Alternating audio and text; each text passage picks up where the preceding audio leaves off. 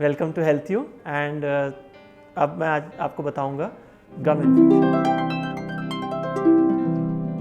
गम infection basically आपकी खुद की लापरवाही की वजह से होगी।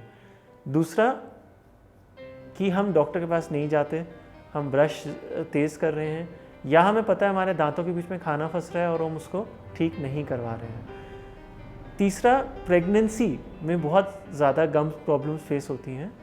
प्रेगनेंसी में डॉक्टर के पास जाके क्लीनिंग कराना बहुत ज़्यादा ज़रूरी होता है और हम उस टाइम पे क्योंकि हमें हार्मोनल चेंजेस होते हैं, बॉडी में हार्मोन्स में चेंजेस होते हैं तो वो गम्स को इफ़ेक्ट करते हैं। तो प्रेगनेंसी में दांतों की हर 3 से 4 महीने में एक बार क्लीनिंग कराना डेफिनेटली बहुत ज़्यादा फायदेमंद होता है। और हेल्दी जानकारी के लिए लाइक करो, शेयर करो, सब्सक्राइब करो हेल्थी हो।